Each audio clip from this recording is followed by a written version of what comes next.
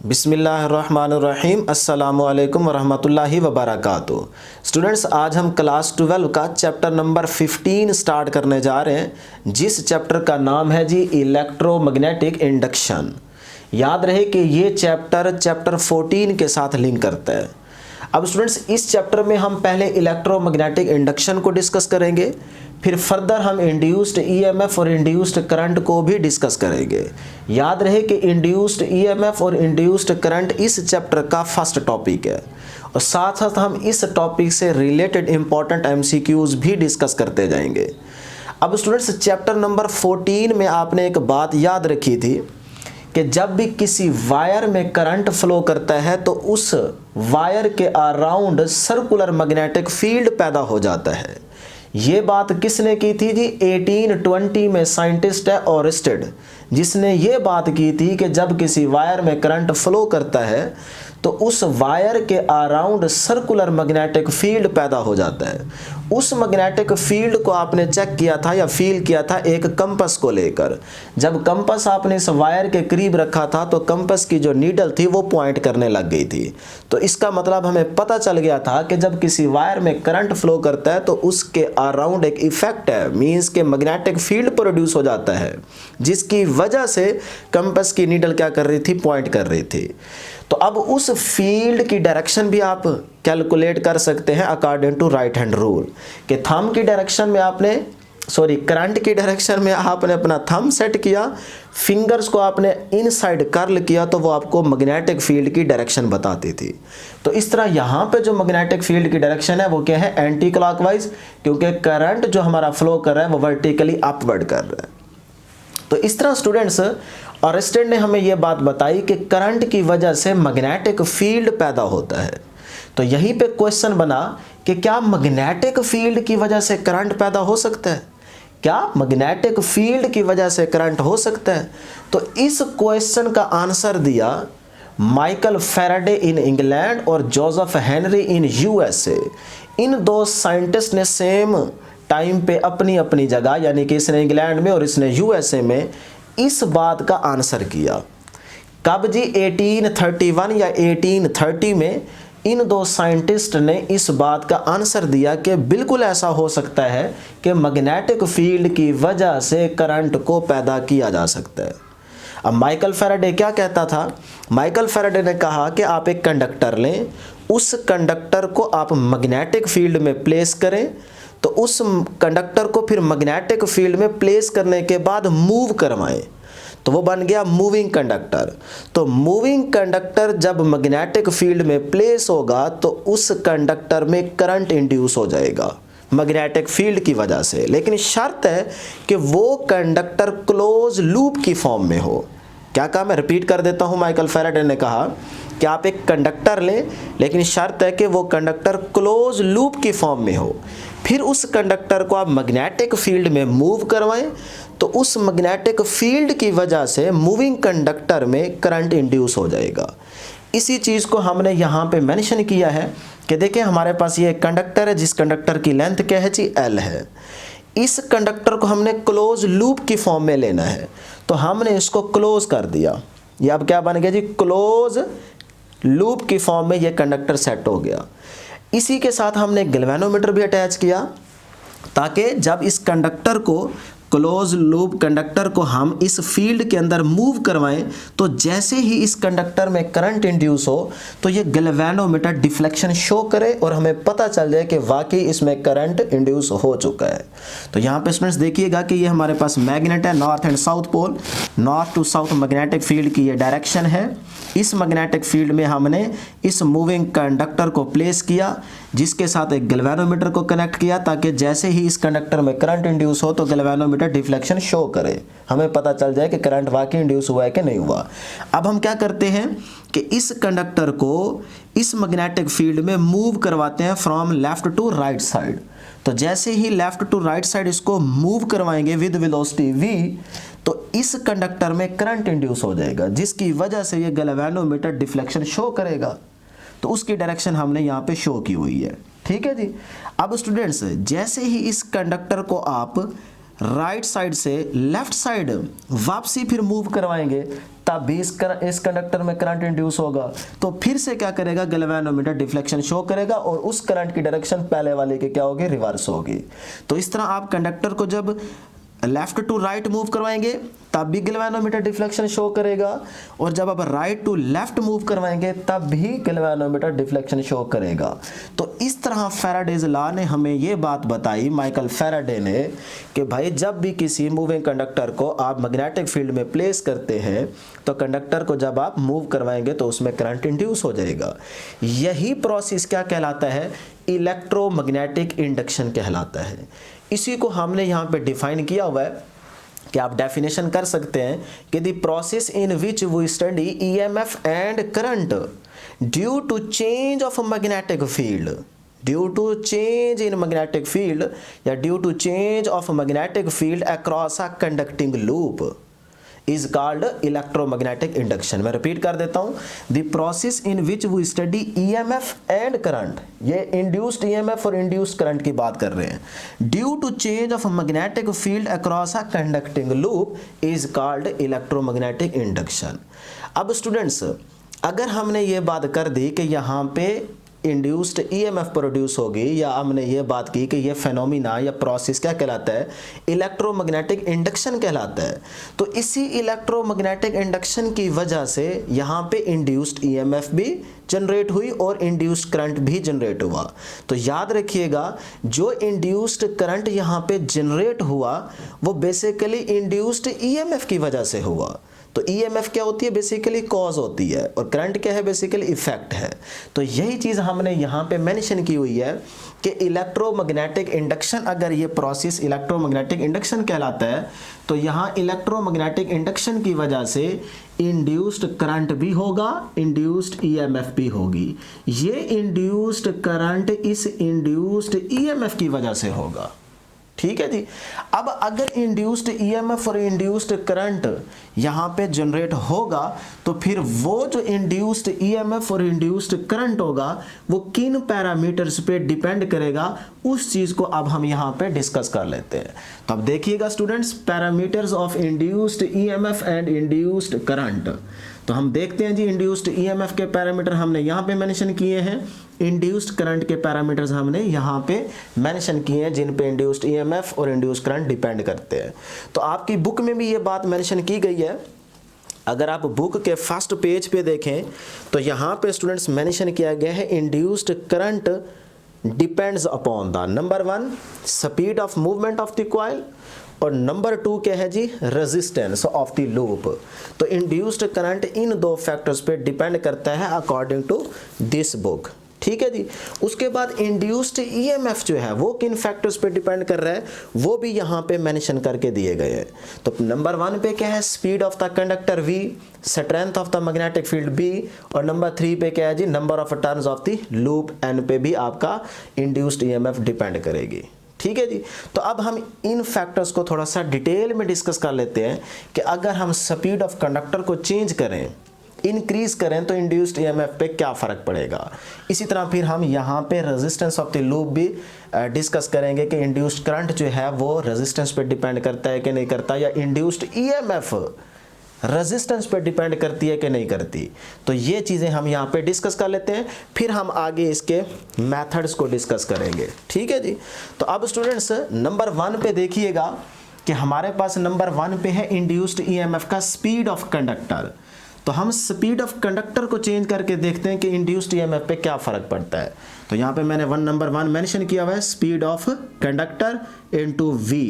अब इस V को चेंज करने के लिए आपको जिस इक्वेशन की हेल्प लेनी होगी वो इक्वेशन है students, magnetic force is equal to Q into V cross B। Cross को ख़त्म किया, साइन थीटा यूज़ किया, तो ये क्या बन गई, मैग्नीट्यूड QVB साइन थीटा। अब स्टूडेंट्स यहाँ पे ये हमारे पास वेक्टर फॉर्म है, तो यहाँ पे मैग्नेटिक फोर्स की मैग्नीट्यूड आ गई QVB साइन थीटा। तो इस रिलेशन से आपने एक चीज़ गौर से देखनी है कि ये जो फोर्स है ये इस V के क्या है, डायरेक्टली प्रोपोर्शनल है। तो अगर ये फोर्स इस V के डायरेक्टली प्रोपोर्शनल है तो मैं फर्स्ट पैरामीटर डिस्कस कर रहा हूँ V यानी कि स्पीड। तो इसका मतलब कंडक्टिंग लूप की जो हमारे पास ये वाला कंडक्टर है क्लोज लूप की फॉर्म में, इसकी अगर हम मैग्नेटिक फील्ड में स्पीड को इंक्रीज कर दें, स्पीड को इंक्रीज कर दें, तो फिर क्या होगा कि हमारे पास फोर्स की वैल्यू भी इंक्रीज कर जाएगी, क्योंकि फोर्स डायरेक्टली प्रोपोर्शनल है V के। तो V इंक्रीज करोगे तो फोर्स इंक्रीज कर जाएगी। अगर फोर्स इंक्रीज कर जाएगी तो वर्क डन के फार्मूले से हमें यह पता चल रहा है कि फोर्स के बढ़ने से वर्क बढ़ जाएगा। इसका मतलब फोर्स अगर हम ज़्यादा अप्लाई कर रहे हैं तो इसका मतलब मैं वर्क ज़्यादा कर रहा हूँ। तो V के बढ़ने से फोर्स बढ़ जाएगी, फोर्स के बढ़ने से वर्क डन बढ़ जाएगा, इसका मतलब वर्क डन ज़्यादा हो जाएगा। अब वर्क डन के ज़्यादा होने से इंड्यूस्ड EMF बढ़ जाएगी according to potential formula. Potential का फार्मूला क्या होता है, V is equal to work over charge. तो उसी V को हमने EMF की फॉर्म में लिखा हुआ है। तो यहां से दोबारा देख लें, फोर्स के बढ़ने से वर्क बढ़ जाएगा, वर्क के बढ़ने से EMF बढ़ जाएगी। तो according to Ohm's law EMF के बढ़ने से करंट बढ़ जाएगा। अब ये कौन सा करंट है, इंड्यूस्ड करंट है, ये इंड्यूस्ड EMF है। तो इस तरह स्टूडेंट्स हमने देखा कि V के बढ़ने से इंड्यूस्ड EMF बढ़ जाती है और इंड्यूस्ड EMF के बढ़ने से इंड्यूस्ड करंट बढ़ जाता है। तो ये था फर्स्ट पैरामीटर डिपेंडेंस का, जिसमें हमने स्पीड को डिस्कस किया। अब स्टूडेंट्स यहाँ पे हम सेकंड की तरफ आते हैं, जो क्या है, strength of the magnetic field. कि अगर हम मैग्नेटिक फील्ड को चेंज करें, इंक्रीज करें, तो फिर हमारे पास इंड्यूस्ड EMF पे क्या फ़र्क पड़ेगा। तो अगेन हम वही क्वेश्चन यूज़ करेंगे, magnetic force is equal to Q into V cross B, उसकी मैग्नीट्यूड लें QVB साइन थीटा। अब इस रिलेशन से फिर हमें क्लियरली नज़र आ रहा है कि फोर्स जो है वो B के डायरेक्टली प्रोपोर्शनल है। तो अगर फोर्स डायरेक्टली प्रोपोर्शनल है B के, तो जब हम B को इंक्रीज करेंगे, फील्ड स्ट्रेंथ बढ़ाएंगे, यहाँ फील्ड स्ट्रेंथ को इंक्रीज करेंगे, तो फिर क्या होगा, फोर्स भी इंक्रीज कर जाएगी। अगर फोर्स इंक्रीज करती है स्टूडेंट्स, तो फिर वर्क आपका इंक्रीज कर जाएगा इस रिलेशन से। तो अगर वर्क इंक्रीज हो जाएगा या बढ़ जाएगा, तो वर्क के बढ़ने से EMF बढ़ जाएगी। तो according to Ohm's law EMF के बढ़ने से यहाँ करंट बढ़ जाएगा। तो इस तरह हमने सेकंड स्टेप भी देखा कि स्ट्रेंथ जो है या मैग्नेटिक फील्ड जो है उसके इंक्रीज करने से इंड्यूस्ड EMF और इंड्यूस्ड करंट भी बढ़ जाता है। नंबर थर्ड पे हमारे पास नंबर ऑफ टर्न्स हैं कि अगर आप कंडक्टिंग लूप के नंबर ऑफ टर्न्स बढ़ा देंगे तो फिर आपके पास EMF भी बढ़ जाएगी। ये चीज़ें हम प्रीवियस चैप्टर में डिटेल में डिस्कस कर चुके हैं, ठीक है। तो नंबर ऑफ टर्न्स के बढ़ाने से EMF बढ़ जाएगी, EMF के बढ़ाने से इंड्यूस्ड करंट भी बढ़ जाएगा। तो उसके बाद स्टूडेंट्स हम बात करते हैं इंड्यूस्ड करंट में जो रेजिस्टेंस वाला स्टेप है या पॉइंट है, इसको देखते हैं। हमारी बुक में ये चीज़ मेंशन की गई है कि जो इंड्यूस्ड करंट है वो डिपेंड करता है रेजिस्टेंस पे, रेजिस्टेंस ऑफ द लूप, ठीक है। तो अगर रेजिस्टेंस पे डिपेंड करता है तो रिलेशन क्या होगा, I का according to Ohm's law R के साथ इनवर्स होगा। तो रेजिस्टेंस कम तो इंड्यूस्ड करंट ज़्यादा, रेजिस्टेंस ज़्यादा तो इंड्यूस्ड करंट कम हो जाएगा। लेकिन इसी फैक्टर पे हम देखते हैं कि क्या रेजिस्टेंस पे इंड्यूस्ड EMF डिपेंड करेगी। तो याद रखिएगा, रेजिस्टेंस पे जो कंडक्टर की रेजिस्टेंस है उस पे इंड्यूस्ड EMF डिपेंड नहीं करेगी। क्यों नहीं करेगी, इस चीज़ को मैंने यहाँ पे एक्सप्लेन किया हुआ है। तो देखिएगा, रिमेंबर दैट, पहले इस केस को डिस्कस करने से पहले एक चीज़ याद रखें कि जब आप इंड्यूस्ड EMF का रिलेशन रेजिस्टेंस के लिए ले रहे होंगे तो तब आपने V मतलब स्पीड, मैग्नेटिक फील्ड और नंबर ऑफ टर्न्स N, इनको आपने कांस्टेंट रखना है। ये तीनों जब कांस्टेंट होंगे तब आप इंड्यूस्ड EMF का रिलेशन देखेंगे रेजिस्टेंस के साथ, कि वो रेजिस्टेंस पे इंड्यूस्ड EMF डिपेंड करती है कि नहीं करती। बात समझ आ गई जी। तो अब स्टूडेंट्स यहाँ पे हम कंसीडर करते हैं कि हमारे पास एक कॉपर का कंडक्टर है, एक गोल्ड का कंडक्टर है और थर्ड हमारे पास है एल्यूमिनियम का कंडक्टर। 3 डिफरेंट हमारे पास कंडक्टर है। अब इन कंडक्टर की जो रेजिस्टेंस होगी, जाहिर सी बात है कॉपर के केस में या कॉपर के कंडक्टर की रेजिस्टेंस लेस होगी गोल्ड की रेजिस्टेंस से, गोल्ड की रेजिस्टेंस लेस होगी एल्यूमिनियम के कंडक्टर की रेजिस्टेंस से। तो इस तरह जो रेजिस्टेंस है वो लेस होगी कॉपर की गोल्ड से, फिर गोल्ड की लेस होगी एल्यूमिनियम से। तो ये रेजिस्टेंस का रिलेशन आ गया। अब अगर ये रेजिस्टेंस का रिलेशन है तो रेजिस्टेंस करंट के क्या है, इन्वर्सली। तो करंट का रिलेशन क्या होगा, कॉपर के क्रॉस करंट ज़्यादा पास करेगा इसके गोल्ड के हिसाब से, कॉपर में ज़्यादा करंट पास करेगा, फिर गोल्ड के केस में या गोल्ड के कंडक्टर में करंट ज़्यादा पास करेगा देन एल्यूमिनियम से। तो इसका मतलब रजिस्टर का ये केस बन गया। रजिस्टर आई के साथ क्या रिलेशन बना रही है, इनवर्स, तो करंट का ये रिलेशन बन जाएगा तीनों का। ठीक है जी। अब इस इक्वेशन में आई को अगर हम आर के साथ मल्टीप्लाई करें, मतलब product of I into R अगर लें तो वो किसके बराबर आएगा, याद रखिएगा, चाहे इस केस में, चाहे इस केस में, चाहे इस केस में, जब आई का आर के साथ प्रोडक्ट लेंगे तो तीनों का जो रिजल्ट आएगा वो कांस्टेंट होगा। मतलब इस कॉपर के केस में आपने आई मल्टीप्लाई आर किया, इसका जो प्रोडक्ट का रिजल्ट होगा वो रिजल्ट, और इस केस के आई आर के प्रोडक्ट का जो रिजल्ट होगा, इन दोनों का रिजल्ट सेम आएगा। फिर जो इस एल्यूमिनियम के केस में कंडक्टर में आई और आर का प्रोडक्ट का रिजल्ट होगा वो रिजल्ट इन दोनों के रिजल्ट के बराबर होगा। तो मैं कह सकता हूं कि आई और आर के प्रोडक्ट का तीनों के अक्रॉस जो रिजल्ट आएगा वो क्या होगा, कांस्टेंट होगा। तो वो कांस्टेंट बराबर होगा इंड्यूस्ड ईएमएफ के। और ये इंड्यूस्ड ईएमएफ जो है ये कहां से आई, ये आई जब आपने फ्लक्स को चेंज किया। जब आपने फ्लक्स को चेंज किया तब ये इंड्यूस्ड ईएमएफ आई। अब हम यही चीज़ डिस्कस करेंगे स्टूडेंट्स। अभी हम बात कर रहे थे कि इंड्यूस्ड ईएमएफ जो है ये पैदा हुई चेंज ऑफ फ्लक्स की वजह से। जब आपने फ्लक्स को चेंज किया तो फिर इंड्यूस्ड ईएमएफ पैदा हुई। तो मैं यहाँ पे लिख सकता हूँ कि इंड्यूस्ड ईएमएफ पैदा तब होती है जब आप फ्लक्स को क्या कहते हैं, चेंज करते हैं। तो change of flux is equal to induced EMF. इसका मतलब यहाँ पे अगर आपसे पूछा जाए एमसीक्यूज वाइज कि इंड्यूस्ड ईएमएफ पैदा किस वजह से होती है, तो आप कहेंगे change of flux. Induced EMF पैदा किस वजह से हुई, चेंज ऑफ फ्लक्स की वजह से। या फिर ये पूछा जाए कि इंड्यूस्ड ईएमएफ की वैल्यू क्या है, तो फिर आपने वैल्यू बतानी है इंड्यूस्ड ईएमएफ की rate of change of flux. Repeat कर देता हूँ, अगर आपसे पूछा जाए एमसीक्यूज वाइज के इंड्यूस्ड ईएमएफ पैदा किस वजह से हुई, तो आप कहेंगे चेंज ऑफ फ्लक्स की वजह से। और अगर ये पूछा जाए कि इंड्यूस्ड ईएमएफ की वैल्यू क्या है, तो फिर इंड्यूस्ड ईएमएफ की जो वैल्यू के लिए आप ऑप्शन सेलेक्ट करेंगे वो होगा rate of change of flux. Value क्या है, rate of change of flux. और ईएमएफ पैदा किस वजह से हुई, चेंज ऑफ फ्लक्स की वजह से। तो यहाँ पे ये एक एमसीक्यूज भी याद रखिएगा।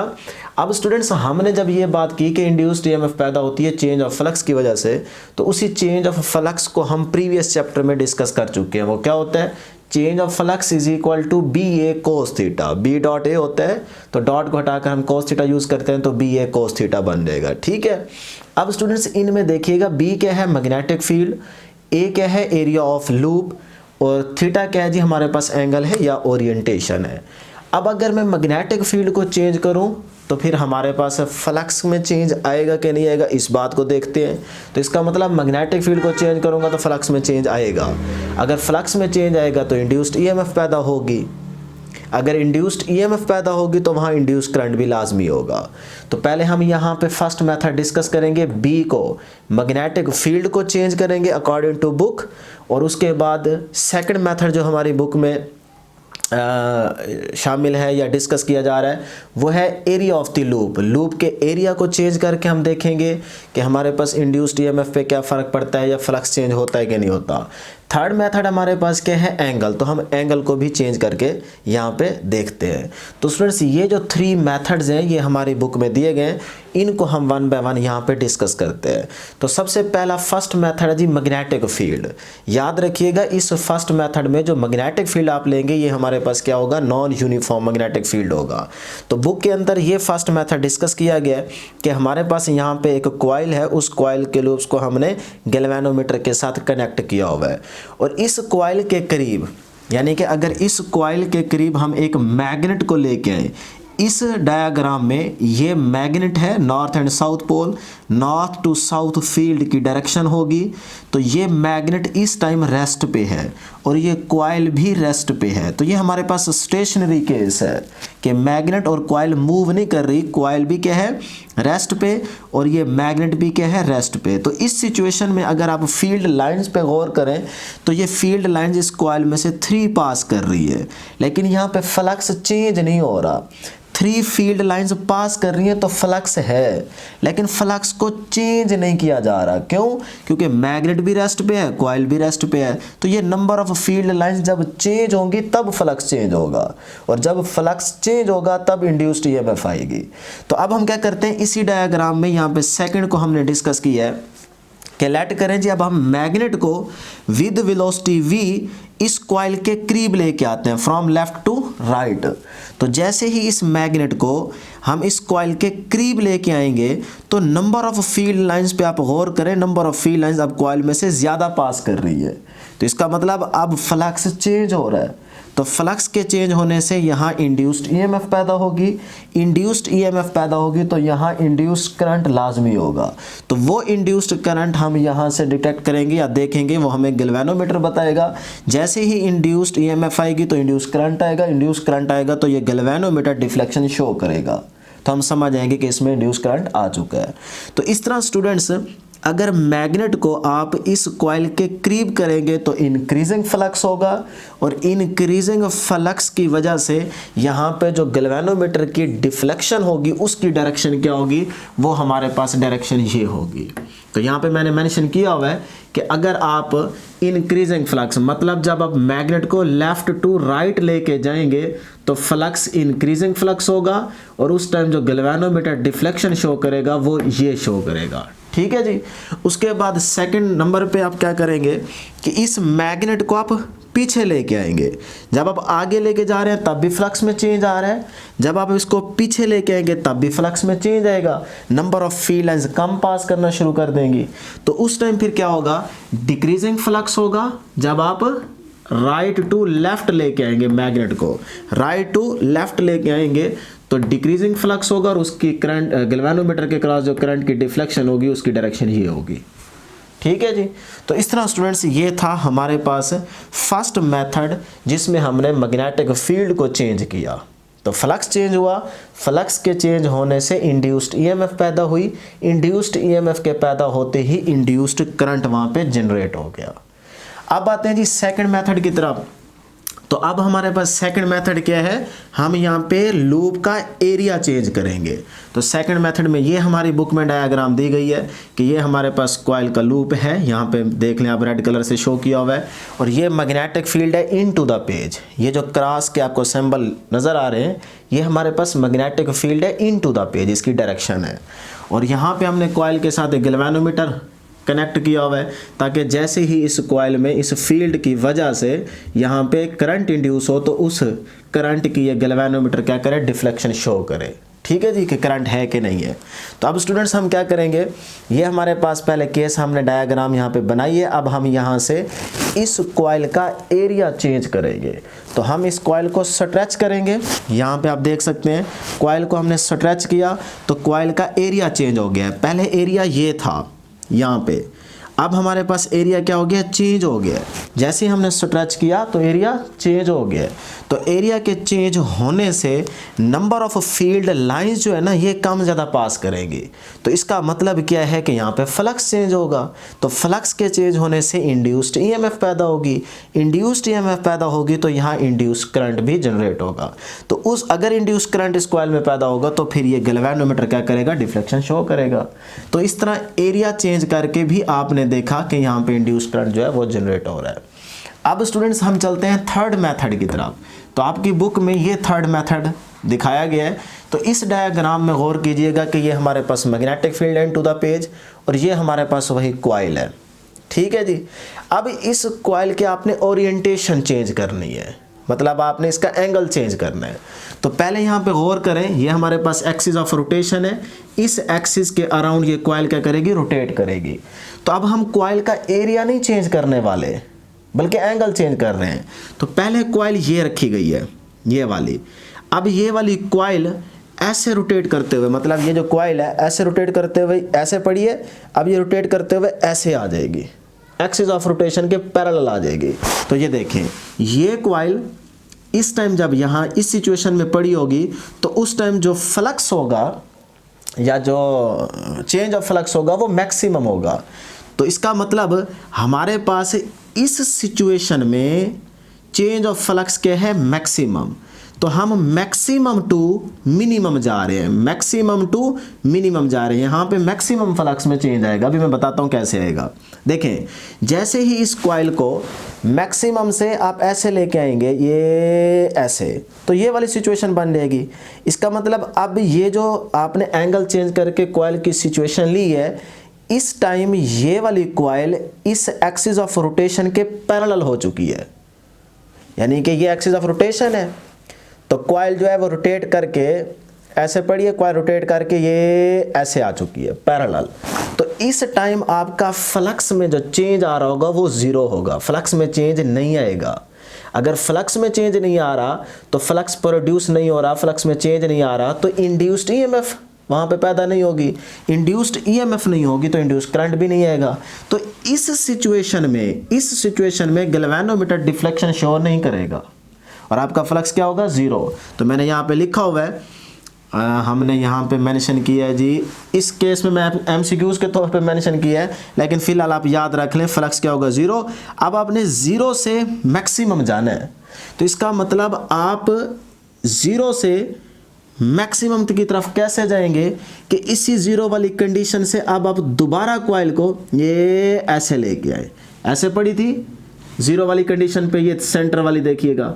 अब आप इसको रोटेट करके ये ऐसे लेके आए, जब ये वाली सिचुएशन आएगी तो इसका मतलब ज़ीरो टू मैक्सिमम की तरफ आप आएंगे। तो जब मैक्सिमम की तरफ आएंगे तो फ्लक्स में चेंज आएगा तो इंड्यूस्ड ईएमएफ पैदा होगी। तो मैं कह सकता हूँ कि इस सिचुएशन में हमारा जो फ्लक्स है वो मैक्सिमम है। जब हम इस सिचुएशन से इस सिचुएशन में आने लगेंगे तो हम मैक्सिमम टू मिनिमम आ रहे हैं, तो इसीलिए मैंने यहाँ पे रिप्रेजेंट किया हुआ है मैक्सिमम टू मिनिमम। अब जब हम इस सिचुएशन में आ जाएंगे मिनिमम वाली में, फिर हम इस मिनिमम वाली सिचुएशन से, मतलब ज़ीरो वाली सिचुएशन से दोबारा जाएंगे मैक्सिमम वाले की तरफ। तो फिर हम इसको रोटेट करेंगे, तो मैंने यहाँ पे मेंशन किया हुआ है, ये देखें मिनिमम आ चुका है यहाँ पे रिजल्ट। अब इस मिनिमम वाली सिचुएशन से मैक्सिमम वाली सिचुएशन की तरफ जाएंगे, तो जैसे ही मैक्सिमम वाली सिचुएशन की तरफ जाएंगे तो हमारे पास ये डायग्राम बन जाएगी। ठीक है, यहाँ पे ज़ीरो, जैसे हम इसको मैक्सिमम वाली सिचुएशन की तरफ लेके जाएंगे तो ये वाली सिचुएशन बन जाएगी। तो इसका मतलब इस सिचुएशन में फ्लक्स में चेंज आ रहा है, इस सिचुएशन में चेंज नहीं आ रहा। इस टाइम हमारी कॉइल जो है वो एक्सिस ऑफ रोटेशन के पैरेलल हो चुकी है और इस टाइम जो हमारे पास है ये परपेंडिकुलर हो चुकी है।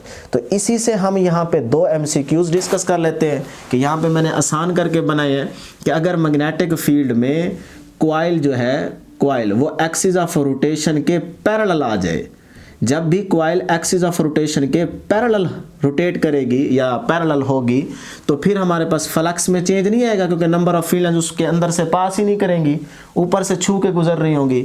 तो फ्लक्स में चेंज नहीं होगा, फ्लक्स पैदा भी नहीं होगा, फ्लक्स पैदा नहीं होगा तो इसका मतलब चेंज ऑफ फ्लक्स ज़ीरो होगा।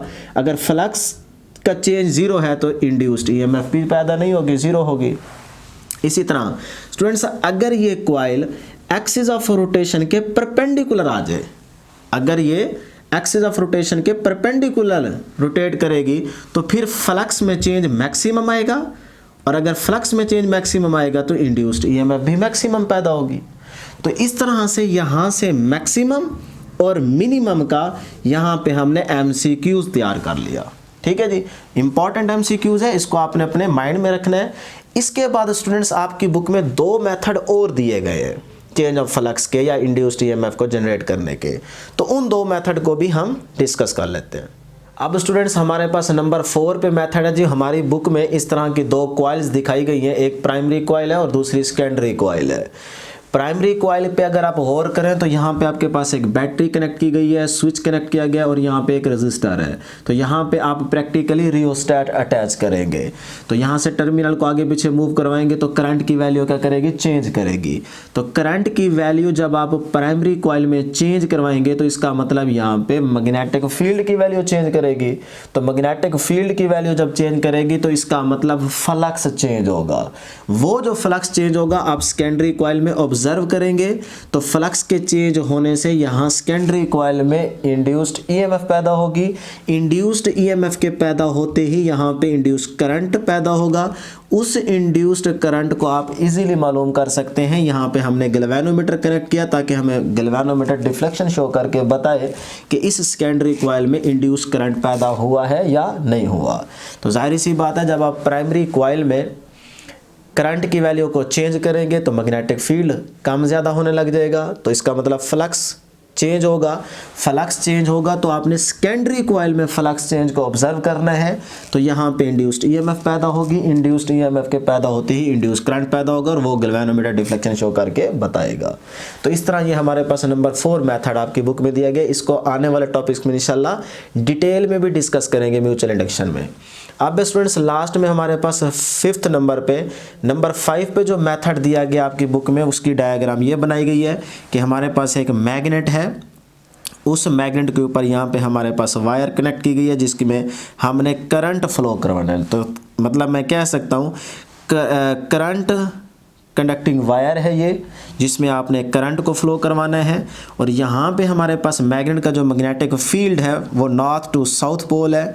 इस मैग्नेटिक फील्ड में हमने एक कंडक्टिंग लूप को प्लेस किया हुआ है, यानी कि हमारे पास ये क्या है, एक क्लोज कंडक्टिंग लूप है जिसको हमने फील्ड के अंदर प्लेस किया हुआ है।